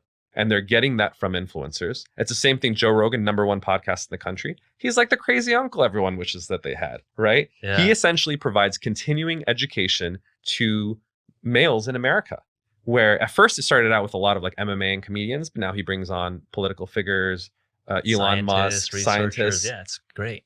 Where a lot of these folks would not go listen to a science podcast, but they'll listen to Joe Rogan and they'll be like, oh, let me listen to Rhonda Patrick talk about some stuff that I would never, ever read on my own, right? And then the same thing, David Goggins, highly influential, Former very Navy SEAL. warrior archetype Navy SEAL.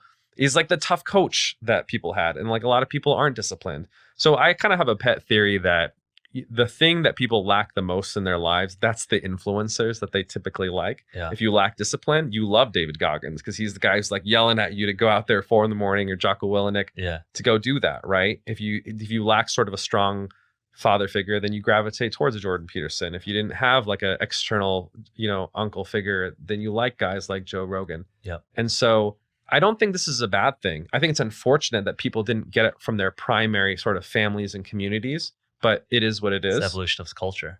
It's the evolution of culture. I think just bouncing off of that, my original thinking around this is thinking that as organized religion has dissipated in America, the influencer is kind of the pastor that's reassuring them. But I think you have a nicer, more specific articulation. There's the father, the uncle, the coach, which I think the pastor is like some amalgamation of those things. But perhaps there's a role for a pastor who's just like a moral, ethical coach that tells you this is right, this is wrong. Right. I think, again, in individual America, there's, as long as you're not doing something illegal, like no one's really judging you, right? And perhaps there is some value for a father figure or a pastor to say, okay, even though this is not explicitly illegal to do XYZ, perhaps we should have self-discipline to do ABC instead. Absolutely. Yeah. And I think it's actually a great analogy because if you look at, for instance, Indian culture, they've had a guru system for thousands of years, right? Well, people will study under a guru, whether it's at an ashram or a yogi or some other tradition, and through sort of a spiritual context, will provide them with sort of lessons or virtues about how do you live a well-lived life, Yeah. right?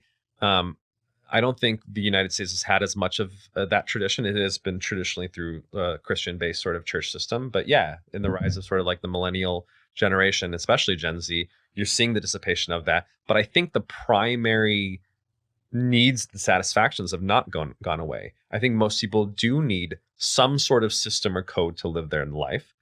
They do benefit from some sort of mentors or leadership that give them guidance and just direction. And whether they do that with a religious context and other contexts, right? Whether it's through influencers or schools or mentors, they need those satisfactions met, because if they don't, then they default to the amnesia and anesthesia that I talked about, because they're not getting those sort of needs met. So that's why I actually don't think social media is inherently evil. These are just tools, right? And the platforms themselves obviously want you to engage with them as much as possible, because that drives engagement and eyeballs. But if you can practice in sufficient self-control, where I'm going to be like, I'm going to use this as a tool. I'm going to try to extract the positive benefits out of it. And I'm trying to leave all the garbage behind, right? Because there is a lot of garbage also on social media. But I can pick, the good content, the right influencers that I get benefit from, that I get learning from, and may actually fulfill some of those satisfactions, right?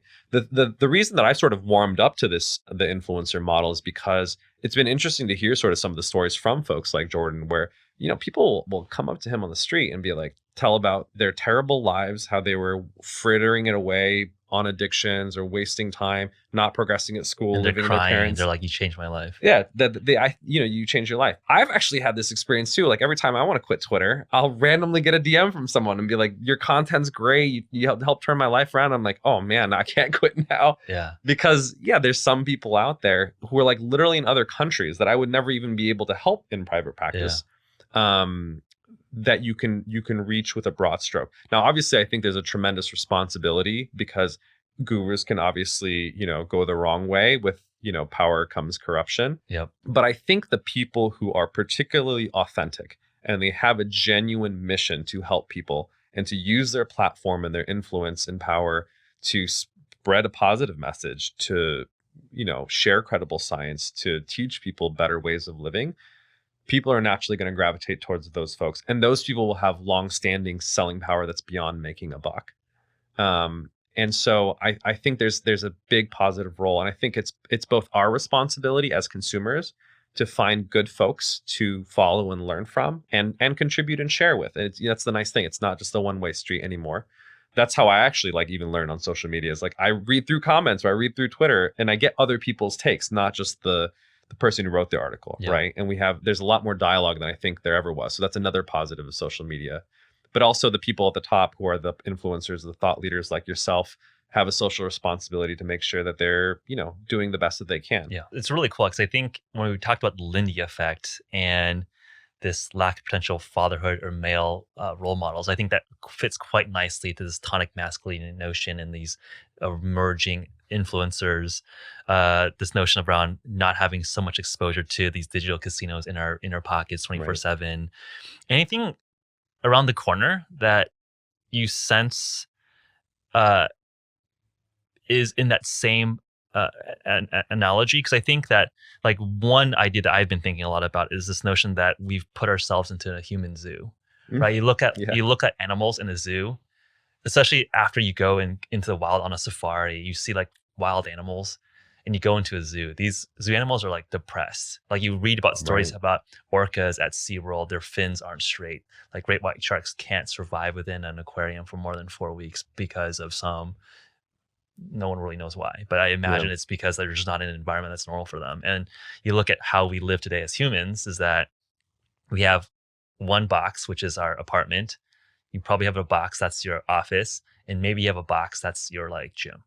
Yeah. And you probably spend 23 out of the 24 hours in those boxes, and in a smaller box as you're commuting those 3 boxes. Yeah. And then the food, right? It's getting delivered to you in a nice little packaged thing. You get fed like a zoo animal. Yeah. And that has got me thinking, how do I structure my lifestyle in a way that more matches what our ancestors could have lived like, right? Have a little bit of intermittent fasting, dopamine fasting is interesting. Maybe work out more physical activity throughout the day as opposed to 1 hour 3 times a week at the gym. Yeah. So that's something that I've been noodling around in terms of the Lindy effect and seeing what modernity has changed literally in the last couple decades of our existence. Right. Anything else that's like sparking your attention? Because it sounds like you have quite a knack here, choosing a couple interesting spots. Curious if you have any instincts around what's kind of scratching you that's like putting you off in a wrong way. I have a pretty wide breadth of interests. Yeah. My primary sort of training and specialty is obviously psychology and behavioral medicine, but I've been on this podcast talking about nutrition. Yeah. But the thing is, the reason I think they're actually not so disparate is that they're all around actually the same common theme, which is how do I be as healthy, happy, and flourishing as possible? And I actually think, like, if you're in the mental health field, how can you not focus on nutrition? It's a key part of health and mental well-being. And increasingly, there actually are studies on like using ketogenic diets and being in the state of ketosis as an anxiolytic thing, right? And for regulation of mood disorders like depression. Certainly for in terms of cognitive decline and dementia and Alzheimer's, there's some promising emerging research. It's not quite definitive yet, but so in my private practice, I focus on not only on diet but exercise, physical activity, on intimacy, like relationships is actually really critical. On sleep, which is obviously critical for health, and on focus being dopamine fasting, as like one of the techniques that help people, maintain and sustain their attention. So they're all actually interrelated, right? Which is, these are disparate practices, but I would consider them foundational practices or almost like keystone habits to a well-lived and healthy life. I'm like you in the sense that I am a fan of studying sort of ancestral like diets and other things in terms of some of these things we don't have all the answers for. Nutrition being a great example. Like even Dariush Mozaffarian, who's the dean of nutrition at Tufts, says we only know 40% of what we need to know about nutrition. Yeah. And all the epidemiological research is completely flawed. So given that's the state of the research, then we probably should go back and look at ancestral diets, because at least that's probably at least the best directional indication of what we should eat that we have. The challenge is, I think, we can't go completely back, right? Like, as you said, we're going to be living, we do live in these artificial light boxes, and we're not going to be going and sleeping outside, and waking up necessarily with the sunlight and going to sleep when the sun sets, anymore. So I think it's a balancing act of like, certainly I think our primary, needs and drivers, we should try to maybe as closely approximate within reason as we can, right? I've even said this, for instance, about relationships, where positive and downside of social media is allows us to maintain a much broader network than we ever could. Like you can keep in touch with your high school friends you like never probably would have pre-Facebook, right? Is that a good or bad thing? It could be good, certainly in terms of rekindling relationships. But at least from my study of research, and I've mentioned this on my Twitter, it's like, look, in reality, in terms of people who you have daily contact with, there's 1 to 2 people you have daily contact with outside of your family. It's typically a girlfriend and boyfriend, your partner, and a best friend.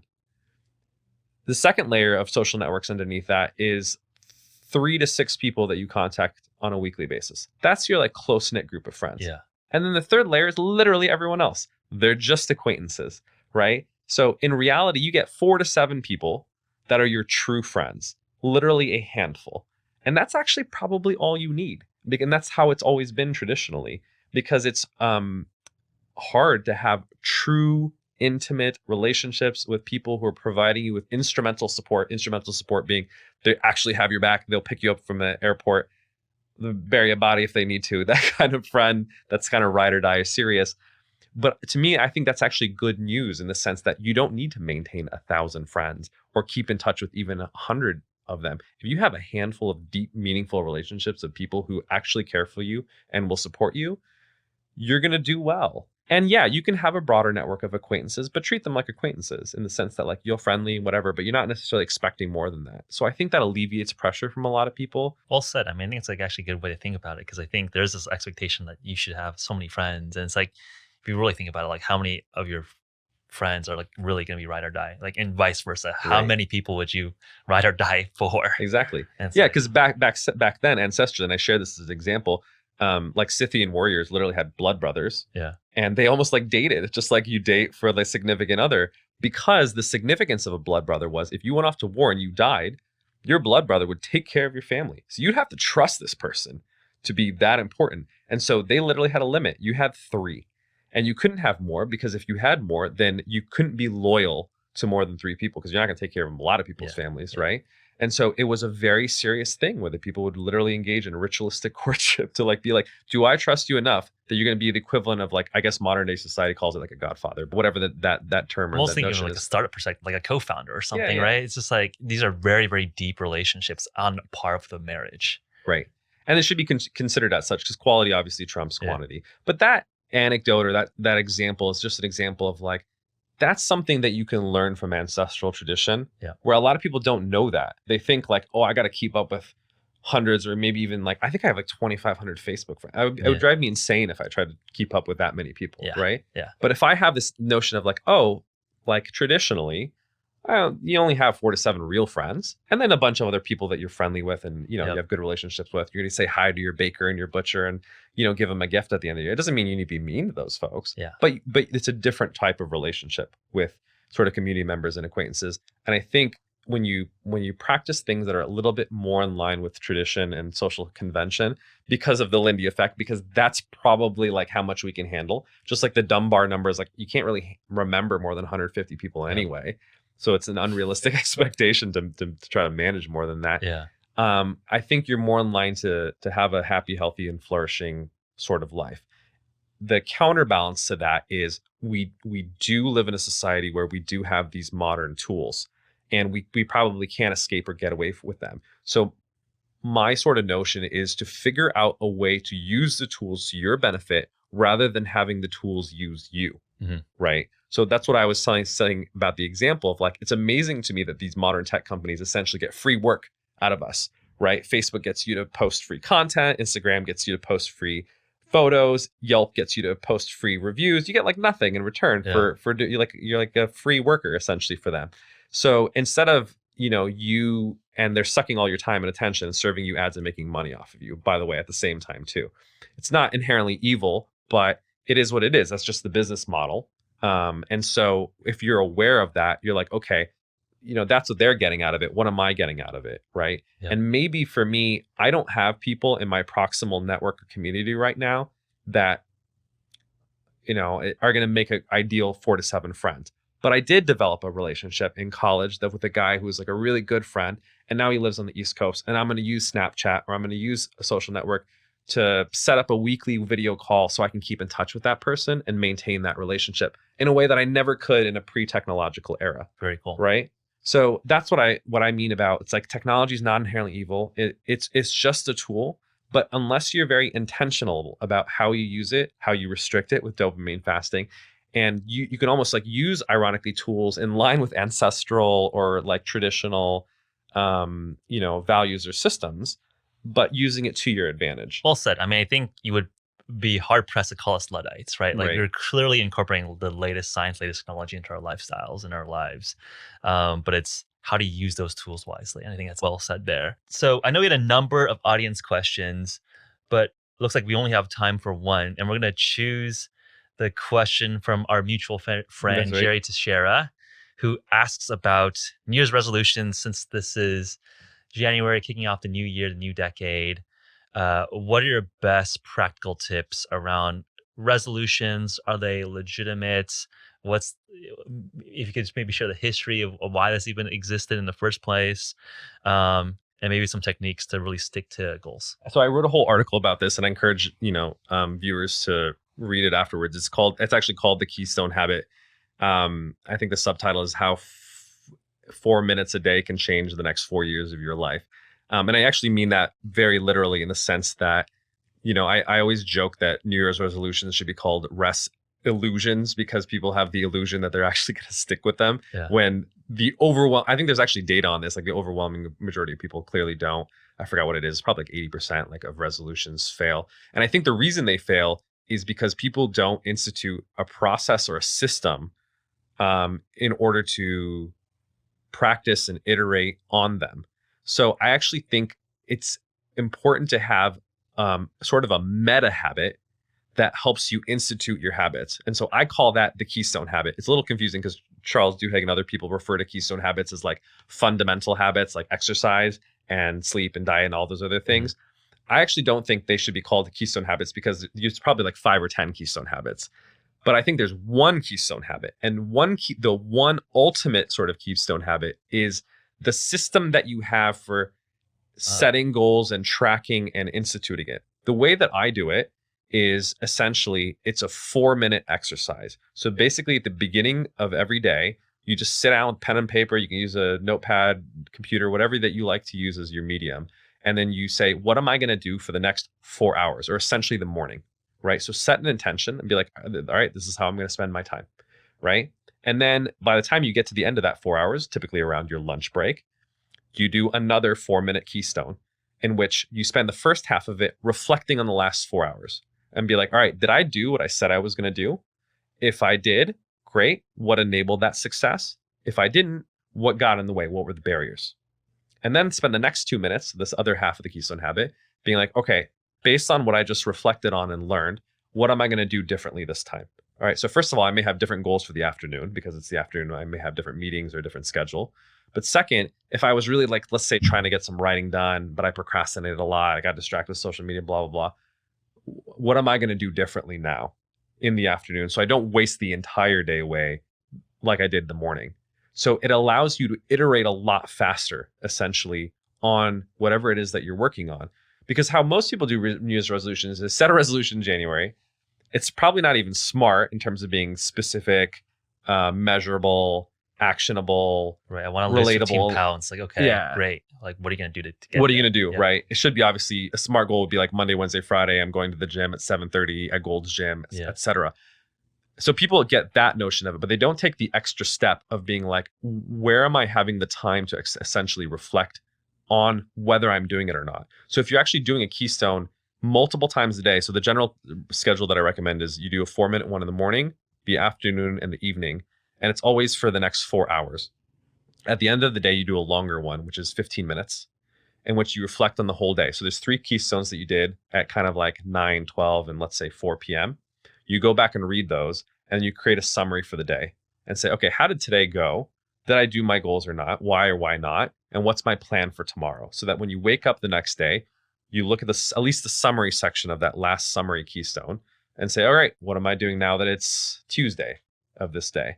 And so the idea is treating yourself almost like a product, right? In that if you're in sort of the software, the product development world, you do a sprint and you're supposed to constantly iterate quickly on these things so that if you get thrown off, you can kind of get back on track. That's the thing that gets people in most trouble, is that they'll fall off the wagon in terms of resolution, but they might not even remember they had a resolution or what exactly it was or why they got thrown off in order to get back on. And so you need that sort of system essentially to be able to iterate and get back on the wagon. So Keystone, almost analogously to dopamine fasting, allows for extended periods of time where you do longer and longer reflections. So as I mentioned, 4 minutes, 3 times a day. At the end of the day, you do a 15-minute one.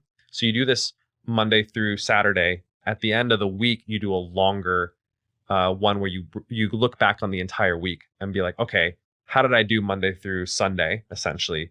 Looking back, and you're not rereading all of the keystones that you did. You're just reading the summary ones, right? And then the same thing. So you do a longer one at the end of the week, end of every quarter, and end of every year. And I actually even recommend doing one at the end of every 4 years, where you'll think about like, wow, like I went through college, I just went through a 4-year experience. Like, let me spend a week. You don't have to lock yourself in a room for a week, but let me spend a week while I'm, after graduating, to be like, man, what did I do? Like, what went well? What did not go well? What do I want to do differently now that I'm 22 and I got the next 4 years ahead of me, right? So I think it's an incredibly helpful practice.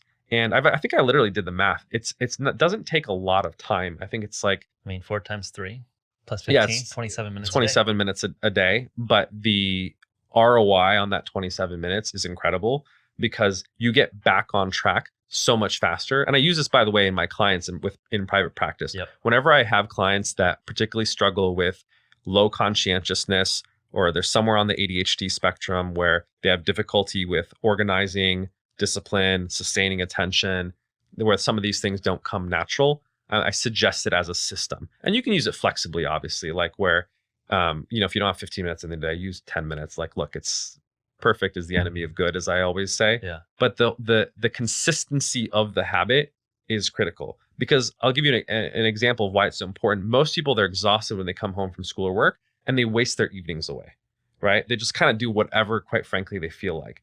And I think we all empathize, right? Just Netflix, YouTube, and chill, right? Exactly. I get it. We all get it. Which is not a bad thing if it's intentional, right?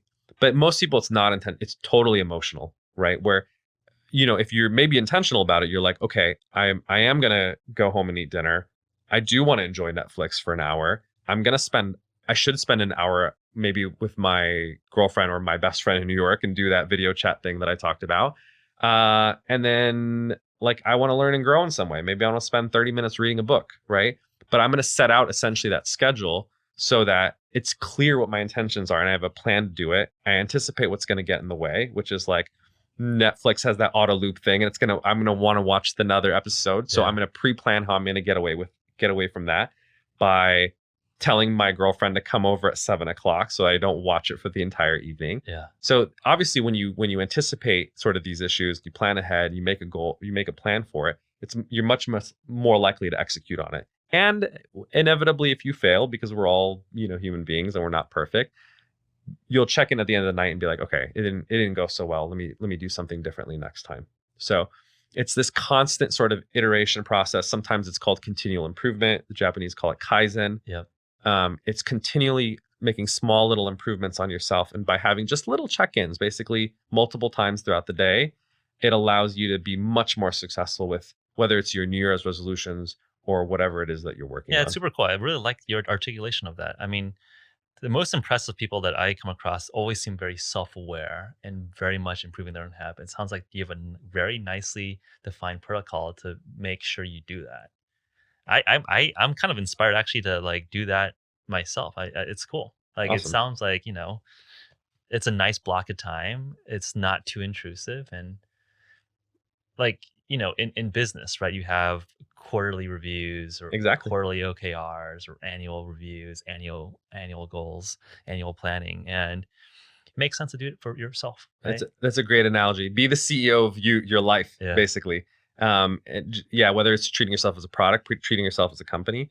I think that's another great example of a Lindy effect. Like OKRs or things like OKRs, having weekly check-ins with your managers, having quarterly reviews, having annual reviews in terms of performance reviews.